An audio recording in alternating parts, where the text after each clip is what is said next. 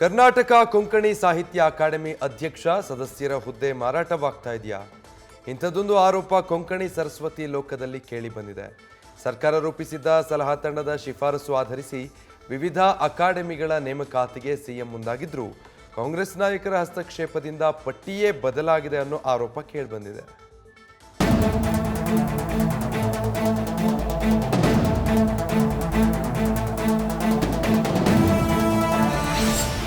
ಮಾರಾಟಕ್ಕಿದೆಯಾ ಕೊಂಕಣಿ ಸಾಹಿತ್ಯ ಅಕಾಡೆಮಿ ಅಧ್ಯಕ್ಷರ ಹುದ್ದೆ? ಸಾಹಿತ್ಯ ಕ್ಷೇತ್ರದಲ್ಲಿ ರಾಜಕೀಯ ಪ್ರಭಾವಿ ಮುಖಂಡರ ಹಸ್ತಕ್ಷೇಪ. ಸರ್ವಜನಾಂಗದ ಶಾಂತಿಯ ತೋಟ ಕರ್ನಾಟಕದಲ್ಲಿ ಬಹುತೇಕ ಭಾಷೆಗಳ ಕ್ಷೇತ್ರಗಳ ಅಭಿವೃದ್ಧಿಗಾಗಿ ಅಕಾಡೆಮಿಗಳನ್ನು ರಾಜ್ಯ ಸರ್ಕಾರ ಸ್ಥಾಪಿಸಿದೆ. ಈ ಅಕಾಡೆಮಿಗಳ ಮೂಲಕ ಆಯಾ ಭಾಷೆಗಳ ಬೆಳವಣಿಗೆ ಹಾಗೂ ಸಾಹಿತ್ಯ ಕ್ಷೇತ್ರದ ಅಭಿವೃದ್ಧಿಗೆ ಹಲವಾರು ಕಾರ್ಯಕ್ರಮಗಳನ್ನು ಜಾರಿಗೊಳಿಸ್ತಾ ಬಂದಿದೆ.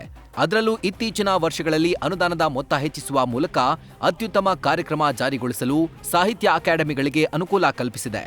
ಆದರೆ ರಾಜಕೀಯ ಮುಖಂಡರ ಪ್ರಭಾವ ಬಳಸಿ ಈ ವ್ಯವಸ್ಥೆಯ ಲಾಭ ಪಡೆಯಲು ರಿಯಲ್ ಎಸ್ಟೇಟ್ನಂಥ ಉದ್ಯಮ ಕ್ಷೇತ್ರದ ಪ್ರಭಾವಿಗಳು ಮುಂದಾಗಿದ್ದಾರೆಂಬ ಬೇಸರ ಸಾಹಿತ್ಯ ಕ್ಷೇತ್ರದಲ್ಲಿ ಕೇಳಿಬರ್ತಿದೆ. ಕೊಂಕಣಿ, ತುಳು, ಬ್ಯಾರಿ, ಯಕ್ಷಗಾನ ಬಯಲಾಟ ಸಹಿತ ವಿವಿಧ ಅಕಾಡೆಮಿಗಳ ಅಧ್ಯಕ್ಷರ ಆಯ್ಕೆ ಪಟ್ಟಿ ಕೊನೆ ಕ್ಷಣದಲ್ಲಿ ಬದಲಾಗಿದೆ ಎಂದು ಆರೋಪಿಸಲಾಗಿದೆ. ಸರ್ಕಾರದ ಭಾಗವಾಗಿರುವ ನಾಯಕರೊಬ್ಬರ ಕೈವಾಡದಿಂದಾಗಿ ಈ ಹುದ್ದೆಗಳು ಆಯಾ ಕ್ಷೇತ್ರಗಳಲ್ಲಿ ಕೆಲಸ ಮಾಡದ ಪ್ರಭಾವಿಗಳ ಪಾಲಾಗಿರುವ ಬಗ್ಗೆ ಆಕ್ರೋಶ ವ್ಯಕ್ತವಾಗಿದೆ. ಈಗಾಗಲೇ ಸಾಹಿತ್ಯಕ ವಲಯದಲ್ಲಿ ಅಸಮಾಧಾನ ವ್ಯಕ್ತವಾಗಿದ್ದು, ಸಾಮಾಜಿಕ ಹೋರಾಟಗಾರ ಅಲ್ವಿನ್ ಮೆಂಡೋನ್ಸಾ ನೇರವಾಗಿ ಸಿಎಂಗೆ ಪತ್ರ ಬರೆದಿದ್ದಾರೆ. ಒಂದು ಮನವಿ ಮಾಡ್ತಿರೋದು ವೆರಿ ಸಿಂಪಲ್ ಆಗಿ, ಯಾರನ್ನು ಬೇಕಾದರೂ ಈ ಹುದ್ದೆಯಲ್ಲಿ ಕೂರಿಸಿ, ಬಟ್ ಸಾಹಿತಿಗಳನ್ನು ಮಾತ್ರ.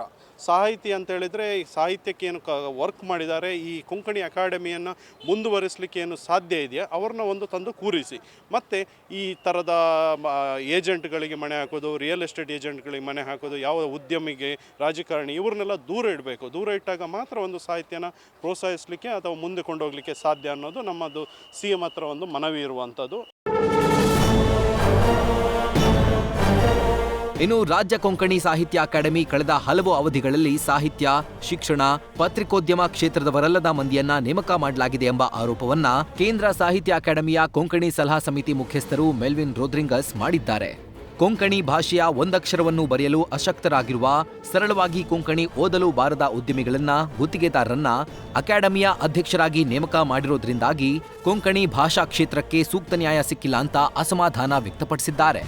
ಹೀಗೆ ಈ ಸಾಹಿತಿಗಳು ಅಲ್ಲದವರನ್ನು ನೇಮಿಸುವುದು ಮತ್ತು ಯಾವುದೋ ಒಂದು ಈವೆಂಟ್ ಮ್ಯಾನೇಜ್ಮೆಂಟ್ ಕಂಪನಿಯನ್ನು ಈ ಹಾರಬಾರು ಕೊಡುವುದು, ಅದಕ್ಕೆ ಬೇರೆ ವ್ಯತ್ಯಾಸವಿಲ್ಲ. ಗೊತ್ತಾಯ್ತಲ್ಲ? ಅದು ಅವರಿಗೆ ಕೊಡ್ಬೋದಲ್ಲ, ಯಾರೂ ಮಾಡ್ಬೋದು. ಅದಕ್ಕೋಸ್ಕರ ನಾನು ಹೇಳುವುದು, ಈ ಕರ್ನಾಟಕ ಕೊಂಕಣಿ ಸಾಹಿತ್ಯ ಅಕಾಡೆಮಿ ಅಧ್ಯಕ್ಷ ಪದವನ್ನು ಸಾಹಿತಿಗಳಿಗೇ ಕೊಡಬೇಕು. ಅದರಲ್ಲಿ ಬೇರೆ ಒಂದು ಮಾತೇ ಇಲ್ಲ. ಈ ಹಿಂದೆ ಮಂಗಳೂರಿನ ಮಾಂಡ್ ಸೋಭಾಣ್ ಎಂಬ ಸಂಸ್ಥೆಯ ಪದಾಧಿಕಾರಿಗಳನ್ನ ಕರ್ನಾಟಕ ಕೊಂಕಣಿ ಸಾಹಿತ್ಯ ಅಕಾಡೆಮಿಗೆ ಅಧ್ಯಕ್ಷರನ್ನಾಗಿ ನೇಮಕ ಮಾಡಲಾಗ್ತಿದೆ. ಈ ಬಾರಿಯೂ ಅದೇ ಸಂಘಟನೆಯಲ್ಲಿ ಗುರುತಿಸಿಕೊಂಡಿರುವ ವ್ಯಕ್ತಿಯನ್ನ ನೇಮಕ ಮಾಡುವ ಸಾಧ್ಯತೆಗಳಿವೆ ಎಂಬ ಮಾತುಗಳು ಕೇಳಿಬರ್ತಿವೆ. ಈ ಹಿನ್ನೆಲೆಯಲ್ಲಿ ಕರ್ನಾಟಕ ಕೊಂಕಣಿ ಸಾಹಿತ್ಯ ಅಕಾಡೆಮಿಗೆ ಉದ್ಯಮಿಗಳು, ವ್ಯಾಪಾರಸ್ಥರನ್ನ ನೇಮಕ ಮಾಡದೆ ಸಾಹಿತ್ಯ ಕ್ಷೇತ್ರದ ಪ್ರಮುಖರನ್ನೇ ಅಧ್ಯಕ್ಷರನ್ನಾಗಿ ಆಯ್ಕೆ ಮಾಡುವಂತೆ ಕೊಂಕಣಿ ಭಾಷಿಕರ ಒತ್ತಾಯ ಕೇಳಿಬರ್ತಿದೆ.